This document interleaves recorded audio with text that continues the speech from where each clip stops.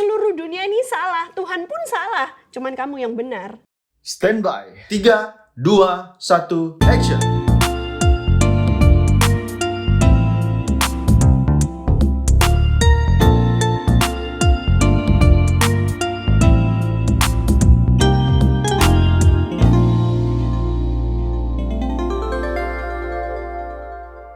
Anda menyaksikan Love Revolution bersama kami, saya Debbie Katarina dan suami saya Daniel Hendrata. Hari ini episode Tanya Jawab. Anda bertanya, DND menjawab. Oke, silakan Dan. Ya, jadi dalam kehidupan kita tentunya ada banyak sekali tantangan dan juga tentunya dari tantangan-tantangan itu membuat kita semua pada bertanya kenapa gitu ya. Jadi kalau memang ada pertanyaan-pertanyaan yang Anda hadapi dalam kehidupan, langsung aja kirimkan kepada kami baik melalui kolom chat ataupun ada nomor-nomor konseling yang Anda bisa kirim WA. Dan nanti juga tim konselor pasti akan membantu menjawab dan bahkan mendoakan Anda ya. Ini kita mulai dari yang pertama dulu. Ada seorang anak laki-laki yang masih sekolah, orang tuanya rupanya beda agama gitu ya. Yang satu papanya beragama lain, mamanya adalah orang Kristen. Mamanya taat beragama dan kemudian tetapi mereka itu mengalami satu pergumulan dalam hal perekonomian keluarga. Nah masalahnya kakaknya mau kuliah. Jadi rupanya dari permintaan ini membuat keluarga mereka punya istilahnya banyak pergumulan gitu. Nah mereka minta tolong kepada sebuah gereja dan kemudian seharusnya gerejanya bisa membantu. Tetapi ketika disurvei gereja mengatakan bahwa keluarga mereka belum layak dibantu alias dianggap masih mampu. Nah hal ini membuat anak ini akhirnya kecewa dan kemudian bahkan dia mempertanyakan Tuhan. Apakah Tuhan itu fair? Apakah Tuhan itu adil dengan memberikan kondisi yang tidak mudah pada kehidupan mereka? Nah silakan dijawab. Ya, jadi gini ya adik. Ketika orang tua memutuskan untuk mau hamil dan punya anak, itu adalah tugas orang tua untuk menyiapkan dana pendidikan untuk anak-anak yang mereka lahirkan. Jadi kalau dalam posisi seperti sekarang ini, keluargamu sedang mengalami kesulitan ekonomi, kemudian kakakmu tidak bisa melanjutkan kuliah, ya kan? Tidak bisa menyalahkan orang lain. Dalam hal ini juga tidak bisa menyalahkan gereja. Yep. Karena tiap gereja punya standar atau kriterianya masing-masing ya. Siapa yang layak atau tidak layak dibantu gitu ya. Kita tidak bisa mengatur-ngatur standar gereja harus seperti ini dong gitu ya. Kecuali kalau gerejanya punya opa kita, nah mungkin baru bisa kita atur gitu ya. Jadi adik harus dibenarkan cara berpikirnya itu ya. Cara berpikir yang salah gak boleh diteruskan gitu. Karena akhirnya nanti kamu akan merasa bahwa semua orang salah. Seluruh dunia ini salah, Tuhan pun salah. Cuman kamu yang benar. Nah tidak mau kita membuat diri kita terjebak dalam cara berpikir yang seperti itu. Karena itu sangat menyedihkan. Kalau kita berpikir bahwa seluruh dunia dan Tuhan salah kecuali kita, pasti sebagian besar, kemungkinan besarnya kitalah yang salah. Dan kita yang harus berubah ya. Jadi gini, kalau memang keadaan ekonomi keluargamu sedang susah dan kakakmu tetap ngotot kuliah, ada kok jalan keluarnya. Kalau kakakmu pintar, bisa-bisa dia malah dicari sama universitas-universitas yang ada baik di Indonesia maupun di luar negeri untuk diberikan beasiswa. Jadi minta kepada kakakmu untuk cari jalan. Kalau memang mau kuliah, cari dong jalannya. Daftar ya. Daftar ke universitas-universitas ini untuk bisa mendapatkan beasiswa gitu. Nah, kalaupun tidak bisa dapat dari universitas-universitas, ada juga dari lembaga-lembaga yang memberikan program beasiswa seperti itu. Kalau tidak ada, saya dengar pemerintah memberikan gratis juga dari universitas-universitas negeri, ya kan, ada dari jalur prestasi gitu bisa kok dapat gratis gitu. Kalau memang kakakmu pintar kan dan dia ngotot untuk kuliah, berusaha, berjuang, Tuhan akan bisa membukakan jalan gitu ya.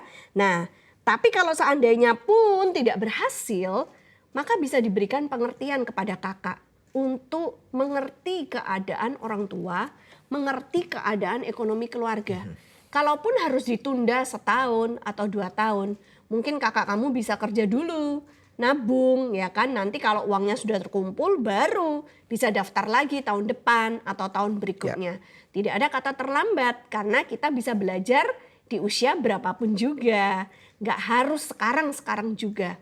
Tapi kalau Tuhan berkehendak, bisa aja Tuhan bukakan jalan. Jadi berdoa, minta tuntunan Tuhan. Yang paling baik adalah jangan memusuhi Tuhan. Jangan menjadi musuhnya Tuhan. Karena dalam keadaan yang susah seperti itu, kamu membutuhkan pertolongan Tuhan. Apa untungnya kalau memusuhi Tuhan? Lebih baik justru memohon kepada Tuhan, minta pertolongannya, rendahkan diri, rendahkan hati, dan berdoa dengan sikap hati yang benar. Oke, nah yang bisa saya tambahin dikit gini ya. Jadi kita perlu tahu bahwa sekolah itu bukan satu-satunya jawaban untuk kita memperbaiki kondisi masa depan kita, ya. Tetapi rajin bekerja adalah jalan keluar yang terbaik. Karena ada orang-orang yang berpikir, oh kalau aku sekolah nanti pasti dijamin masa depanku akan pasti lebih baik. Nyatanya kita juga nggak boleh naif, ada banyak orang-orang yang sudah punya S1 ataupun S2 dan mereka adalah orang-orang yang sangat sukar untuk mendapatkan pekerjaan, ya. Jadi kita mesti berimbang dulu nih. Nah, kalau memang bisa sekolah ya puji Tuhan karena itu Anda akan dipersiapkan dengan lebih baik. Tetapi kalau memang tidak mempunyai kesempatan untuk sekolah, sekarang masih ada kok cara-cara yang lain untuk belajar, ya. Jadi cobalah selalu pandang dari segi-segi yang positif. Sepengetahuan saya pemerintah juga memberikan pelatihan-pelatihan, ya, berupa kredit-kredit gitu ya. Saya rasa kalau saya nggak salah namanya pelatihan prakerja gitu ya. Dari pelatihan prakerja ada seorang teman yang mengikuti pelatihan model seperti ini. Mereka diberikan sebuah kartu dan di sebuah kartu itu diisi seperti kartu e-tol gitu ya atau kartu flash gitu ya. Di mana mereka bisa membayarkan untuk belajar ikut pelatihan-pelatihan kerja. Nah jadi intinya ada jalan keluar. Jangan sampai mengatakan bahwa Tuhan nggak peduli, Tuhan tuh peduli kok. Ya. Dan bahkan sekarang ini pemerintah Indonesia pun sangat peduli dengan pelatihan-pelatihan prakerja. Sehingga Anda bisa mulai misalnya dilihat dari kemampuan kamu apa nih. Sukanya apa, passion kamu apa. Kalau misalnya dalam hal teknologi komputer maka bisa ikut pelatihan komputer, programming atau coding misalnya. Kalau pelatihan kamu misalnya sukanya adalah masak, mungkin saja ada pelatihan-pelatihan kuliner. Atau kalau misalnya suka public speaking, kamu bisa belajar public speaking. Nah kalau misalnya pelatihan prakerja ini tidak ada dan kamu tidak qualified misalnya, maka kamu masih bisa belajar dari YouTube misalnya ya. Cari cara-cara belajar, ambil kursus-kursus singkat misalnya yang 1 jam, 2 jam, 3 jam, yang sifatnya masih free, yang bahkan misalnya sifatnya masih free trial misalnya ya, ikutin aja nggak apa-apa. Jadi dengan cara seperti itu kamu dapat menimba ilmu dan ilmu itu tidak selalu ditimba dari sekolah yang resmi gitu. Jadi sekarang pembelajaran yang sifatnya non official atau non teknis itu cukup banyak dan kita hidup dalam satu zaman yang sudah nggak sama lagi kok seperti zaman tahun 80, 90 atau bahkan awal tahun 2000 ya. Dimana sekarang selama kamu mau mencoba dan kamu nanti bisa praktekkan misalnya untuk masak, kamu bisa mulai masak sedikit dan kemudian kamu bisa jual ke teman-teman yang kamu punya dan itu pun bisa mulai make money. Dan kemudian berikutnya saya dengar sebentar lagi TikTok Shop akan buka lagi gitu ya. Dan kalau TikTok Shop buka, kamu maka cepat-cepat saran saya daftarkan diri kamu untuk menjadi afiliator TikTok. Ini nggak di-endorse oleh TikTok nih. Tetapi ada banyak orang-orang yang bisa make money dan bahkan make quite amount of money gitu ya. Dan kamu akan bisa menjadi afiliator-afiliator seperti itu untuk bahkan bisa mendapatkan tabungan-tabungan baru kamu memulai usaha sendiri. Nah intinya apa? Selama kita mencoba maka pasti kita ini anak-anak Tuhan pasti akan ada jalan keluar. Ya, tidak perlu musuhin Tuhan, tidak perlu marah dengan orang tua atau tidak perlu menyerah kalah dari kondisi kehidupan pada saat ini.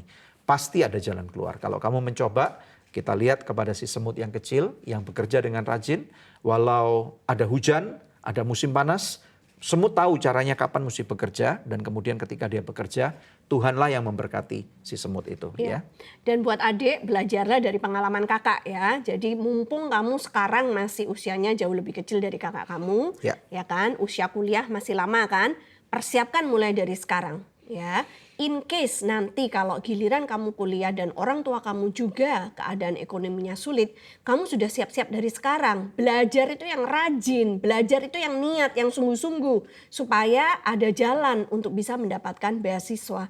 Karena beasiswa itu diberikan kepada anak-anak yang berminat belajar dan berprestasi.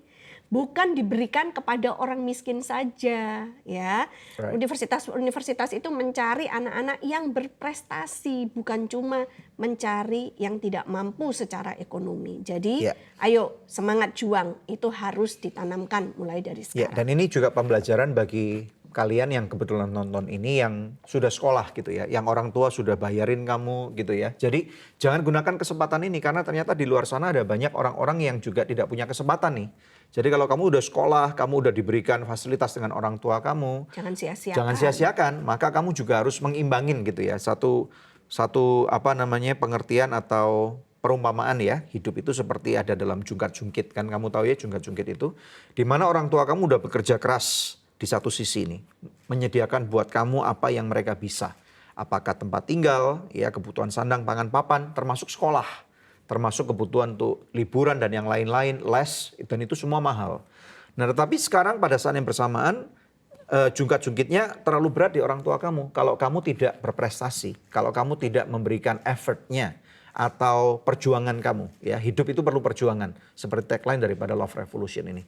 Jadi perjuangkan apa yang menjadi perjuangan orang tua kamu, tunjukkan bahwa kamu layak diperjuangkan. Ya. Adik-adik kamu perlu belajar, kamu perlu menunjukkan betapa pengorbanan orang tua kamu tidak boleh sia-sia. Ya. Belajar dengan sungguh-sungguh, jangan terpengaruh dengan teman-teman yang nggak punya masa depan atau mereka mau menghancurkan masa depan. Jadi tunjukkan supaya kamu boleh menjadi penyemangat orang tua kamu. Pa, ma, mami, daddy, aku sekolah dengan rajin kok, aku benar-benar belajar dan pengorbanan kalian nggak sia-sia. Jadi jungkat-jungkit itu akan menjadi seimbang. Nah ketika jungkat-jungkitnya seimbang, maka orang tua akan dengan sukacita bekerja dan kamu juga penuh dengan sukacita. Kamu juga akan mendapatkan pujian dan nanti ketika kamu dewasa, kamu akan menjadi seseorang yang akan bermanfaat, berguna. Ya, dan membawa kebanggaan buat orang tua, mempermuliakan nama Tuhan. Siapa tahu kamu suatu kali akan menjadi seorang menteri, seorang gubernur, seorang politikus, seorang pengusaha, ya, seorang hamba Tuhan, seorang polisi, hakim, dokter atau apapun juga, atau pemain musik atau musician atau misalnya kulineri, ya, arts atau apapun juga. Sky is the limit. Tetapi kalau kamu tidak menunjukkan effort yang seimbang, maka kehancuran itu akan ada pada masa depan kamu, ya. Oke. Oke, pertanyaan berikutnya. Saya A dari Malang. Saya ingin terlepas dari dunia gay. Sudah berusaha namun selalu gagal. Saat ini saya sedang merantau karena menempuh pendidikan. Apa yang harus saya lakukan? Ya. Jadi ini adalah suatu masalah yang pelik ya kalau orang terlibat dalam dunia gay dan lesbianisme. Saran saya adalah seperti ini. Nomor 1, kamu harus membuat pengakuan kepada seseorang yang kamu hormati. Dalam hal ini misalnya contoh adalah orang tua kamu.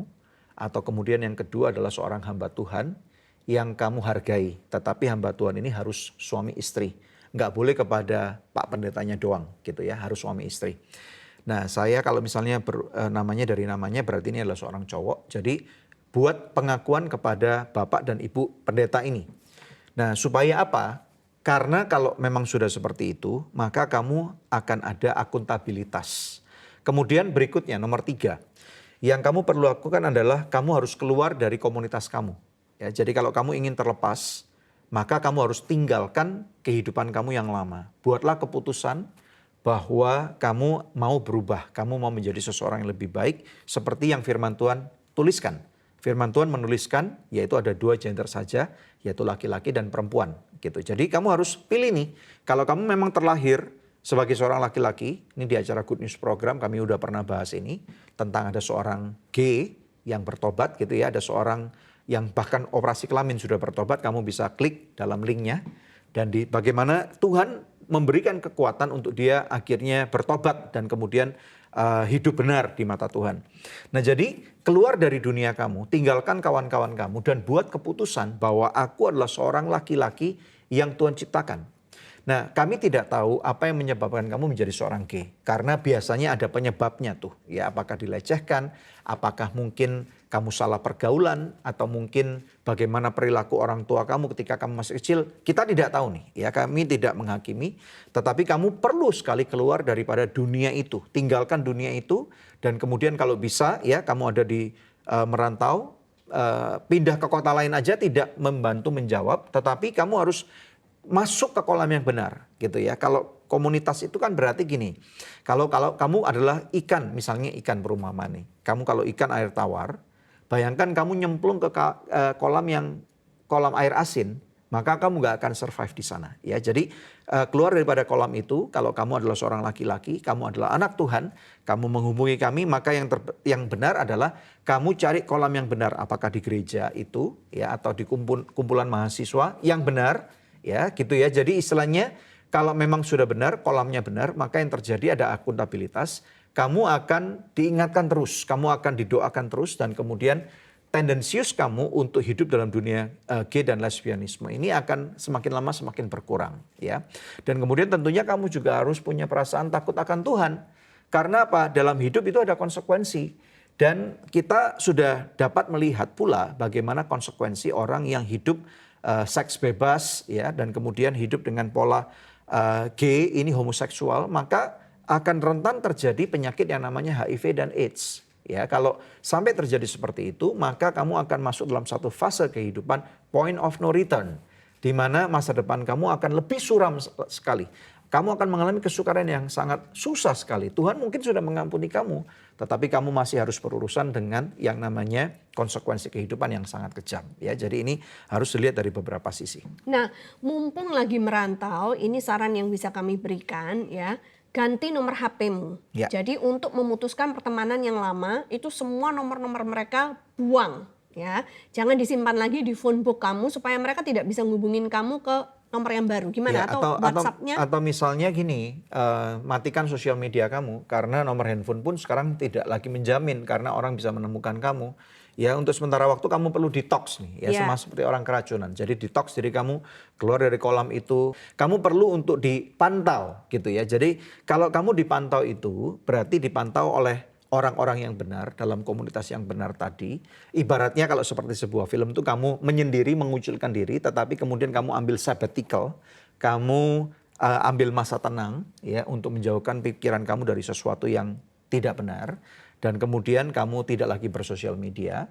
Nah, maka yang terjadi adalah akan lebih sukar untuk orang-orang dari kolam yang lama ini untuk menghubungi kamu, ya. Ya, saya ralat. Bukan ganti nomor HP, ganti HP, oke? Karena ternyata kalau ganti nomor doang itu di WhatsApp itu masih bisa ketahuan. Oh, si A baru mengganti nomornya. Apakah Anda mau men-save nomor yang baru gitu ya? Nah, jadi untuk memutuskan semuanya itu ganti HP, ganti nomor, ya kan? Supaya kamu tidak bisa di-trace back sama orang-orang teman-teman yang lama yang membawa kamu ke pergaulan yang salah ini, ya. Setelah itu jangan berikan alamat kamu kepada siapapun juga kecuali kepada orang tua dan keluarga kamu. Itu yang paling aman, ya. Jadi supaya orang-orang ini tidak bisa bertanya kepada teman-teman kamu yang lain, tahu nggak alamat dia yang baru sekarang tinggal di mana gitu. Supaya kamu sementara ini off the grid, tidak bisa dicari oleh siapapun juga kecuali oleh orang tua dan sanak saudara kamu gitu ya. Karena ini untuk mengamankan diri kamu terlebih dahulu. Nah, sambil kemudian kamu memulai hidup yang baru, berada di komunitas yang tepat, minta dimuridkan sehingga ada orang-orang yang akan mengawasi kamu di kota yang baru ini. Jangan sia-siakan kesempatan di mana kamu sekarang bisa menempuh pendidikan yang lebih tinggi, ya kan. Jangan sia-siakan kesempatan ini untuk bisa meraih masa depan yang lebih baik. Betul. Kami pernah mewawancara orang-orang yang sudah mentas dari dunia gay, bahkan yang sudah transgender pun sudah mentas, ya. Pada akhirnya mereka semua dipulihkan oleh Tuhan hidupnya. Kita bisa aja menjadi korban karena pelecehan yang pernah kita alami di masa kecil, karena perlakuan tidak baik yang dilakukan orang kepada kita. Tapi kita punya pilihan untuk tidak stay menjadi korban selama-lamanya. Jadi ayo kita sekarang punya kesempatan, kamu punya kesempatan untuk melawan. Kamu bukan korban. Bersama dengan Tuhan kamu bisa keluar dari permasalahan ini. Dan nantinya kamu bisa menjadi spokesman yang begitu baik. Bisa menjadi ambasador untuk membangun awareness. Supaya lebih banyak orang lagi bisa diperlengkapi. Bagaimana caranya? Tidak menjadi rentan terhadap pergaulan yang salah. Bagaimana caranya mentas dari dunia gay? Kamu akan bisa memberikan kesaksian yang luar biasa suatu saat kelak. Alright, Oke. ya kita akan masuk ke pertanyaan yang terakhir atau pertanyaan ketiga. Orang ini pernah dilecehkan oleh keluarga sendiri waktu kecil dan itu berlangsung dari usia sekolah, SD, dan waktu itu dia nggak ngerti tentang apa itu pelecehan. Nah, pernah cerita sama keluarganya tetapi kok marah dimarahin lalu membuat dia kabur dari rumah. Dan kemudian sampai saat ini akhirnya dia tidak pernah cerita kepada siapapun. Ya puji Tuhan ya masih bisa bercerita kepada program ini dan kemudian seringkali terbayang kembali dalam pikiran tentang apa yang pernah terjadi dalam pelecehan itu yang membuat dia susah untuk percaya kepada laki-laki dan berpikir bahwa semua laki-laki tidak ada yang baik. Dan kemudian dia juga bahkan tidak bisa melihat bahwa Tuhan itu baik. Kalau Tuhan baik, kenapa kok diam saja ketika dia masih kecil dan dilecehkan? Ya, apa yang harus dilakukan? Karena sebenarnya dia adalah orang yang suka melayani Tuhan ya. Jadi mengaktifkan diri, menyibukkan diri di gereja. Dan kemudian di satu sisi nggak ngerti kok bisa ada orang yang dijamah oleh Tuhan kok merasa bahwa Tuhan itu baik. Silakan. Ya, first thing first ya. Natur manusia ini yang sudah jatuh dalam dosa ya kan, karena dulu waktu manusia diciptakan oleh Tuhan itu sempurna, tidak ada dosa ya. Ya. Tapi Adam dan Hawa itu sudah memakai kehendak bebas mereka untuk memilih menuruti apa yang ditawarkan oleh iblis gitu ya. Jadi karena manusia sudah jatuh ke dalam dosa, manusia punya kecenderungan untuk berbuat dosa. Nah, jadi bukan salahnya Tuhan kalau manusia kemudian menjadi seperti hari ini, menjadi tambah jahat gitu kan ya. Apalagi kalau orang-orang yang tidak mengenal Tuhan, itu karena Adam dan Hawa tadi yang sudah memilih kehendak bebasnya. Jadi di mana Tuhan ketika pelecehan itu terjadi ketika kamu masih kecil? Saya bisa memastikan Tuhan itu ada. Tuhan di sana. Tuhan melihat dan Tuhan mendengar jeritan hatimu. Dan Tuhan peduli atas masalah yang sedang kamu hadapi ini. Nah, jadi pastikan bahwa kamu lari ke Tuhan. Minta pertolongan Tuhan. Untuk semua bayang-bayang yang terus ada di dalam benakmu. Tidak ada manusia yang bisa menghapusnya.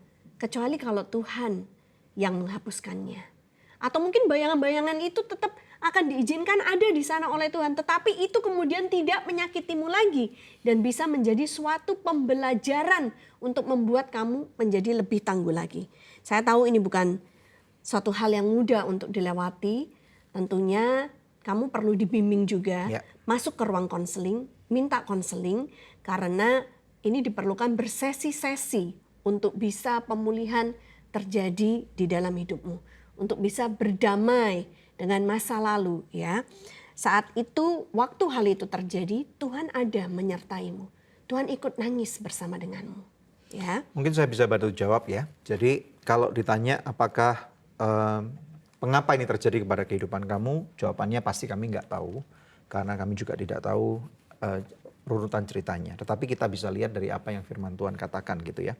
Di dalam Roma 8 ayat 28 firman Tuhan berkata seperti ini. Ini mungkin satu ayat yang banyak kalian dengar. Di sini firman Tuhan berkata kita tahu sekarang bahwa Allah turut bekerja dalam segala sesuatu untuk mendatangkan kebaikan bagi mereka yang mengasihi Dia.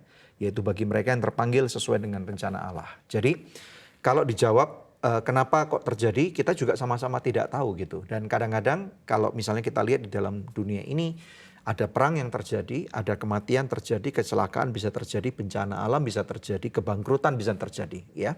Tetapi pada saat yang bersamaan kita juga nggak boleh menutup diri bahwa ada tuh orang-orang yang juga mendapatkan keuntungan, promosi, dan kemudian ada mengalami kemurahan-kemurahan ya dan bahkan mengalami terobosan-terobosan yang sangat hebat. Jadi inilah keberimbangan dalam kehidupan.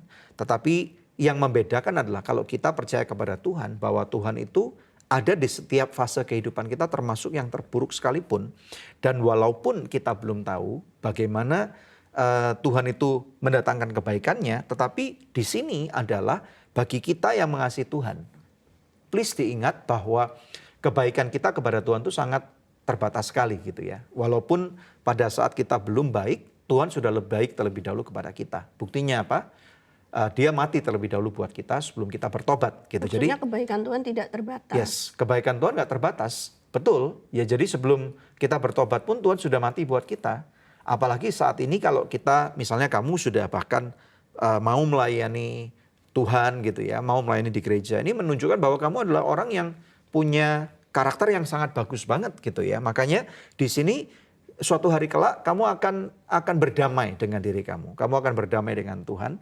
Dan kemudian setelah kamu bisa berdamai, menerima bahwa itu adalah suatu fase buruk yang terjadi. Dan kemudian kamu sudah lepaskan pengampunan kepada orang itu. Dan ini yang paling susah mungkin ya. Melepaskan pengampunan kepada orang yang bersalah kepada kamu. Melepaskan pengampunan kepada diri kamu sendiri. Kenapa kok kamu ada di tempat itu pada saat yang salah gitu ya. Dan kemudian yang terjadi, kamu akan bisa meraih potensi-potensi yang lebih baik. Ya, jadi ini yang kita percayai bahwa Tuhan sebenarnya juga sudah mempersiapkan ada hal-hal yang mulia, ada hal-hal yang baik gitu ya. Jadi makanya itu di dalam ayat 29 dikatakan sebab semua orang yang dipilihnya dari semula, mereka juga ditentukannya dari semula untuk menjadi serupa dengan gambaran anaknya supaya anaknya itu menjadi yang sulung di antara banyak saudara. Jadi jangan takut. Tuhan Yesus pun pernah mengalami penyiksaan, dia pernah mengalami pelecehan. Jadi kalau kamu dilecehkan, Tuhan Yesus sudah terlebih dahulu mengalami pelecehan dan dia mengerti. Ya, satu hal yang saya percayai, masa lalumu tidak harus menentukan masa depanmu. Amin. Kalau engkau sekarang berjuang bersama dengan Tuhan, menata kehidupanmu, ya pasti masa depan yang indah Tuhan sudah sediakan buat kamu. Ada suatu istilah, the wounded healer. Saya percaya hidup kamu akan dipakai oleh Tuhan untuk menyembuhkan banyak orang lainnya yang punya luka-luka batin. Mungkin pengalaman yang mirip, yang serupa dengan apa yang pernah kamu alami. Kamu terluka, tetapi kamu tidak akan selamanya menjadi orang yang terluka. Luka itu sanggup Tuhan sembuhkan. Dan kemudian kamu akan menjadi the wounded healer. Right. Kamu akan menjadi penyembuh buat sesamamu. Dengan kesaksian yang kamu punya ketika kamu bagikan, coba bayangkan bagaimana Tuhan akan memakai apa yang sekarang kau lihat sebagai kelemahan menjadi kekuatan untuk masa yang akan datang. Kamu akan lantang bersuara untuk membangun awareness supaya korban-korban pelecehan juga berani untuk bangkit bersama-sama. Bagaimana dari menjadi korban berubah menjadi pemenang. Kita akan bisa menang melewati apapun juga perlakuan buruk yang dilakukan orang kepada kita. Ayo, jangan kita menjadi korban selama-lamanya. Karena Tuhan membuat kita bukan menjadi korban, bukan menjadi pecundang, tetapi menjadi pemenang, bahkan lebih daripada pemenang. Jadi kami berdoa, Tuhan akan memulihkan hidupmu. Dan ketika kau berjuang, sekarang lagi usaha, tapi nanti mungkin kemudian Tuhan akan bukakan jalan supaya kamu juga bisa kuliah, ya kan? Masa depan kamu masih panjang. Jangan izinkan satu episode buruk terhadap hidupmu itu merusak semua sisa hidupmu. Karena Tuhan sanggup memulihkan dan memberikan masa depan yang indah untuk selanjutnya. Alright, jadi kita sudah selesai dalam pertanyaan hari ini. Semoga apa yang dibagikan menjadi berkat buat Anda ya. Jadi jangan lupa bahwa Love Revolution, karena cinta perlu perjuangan dan tindakan nyata. kalau kamu diberkati, kamu boleh sharekan ulang link ini dan jangan lupa untuk subscribe. Oh ya, satu lagi, bahwa ada Good News Program, kamu juga bisa menyaksikan Good News Program. Di sana ada banyak interview-interview yang sudah memberkati, bukan hanya tentang keluarga. Kalau Love Revolution tentang keluarga, kalau Good News Program luas banget gitu. So, we'll see you next time. Ciao.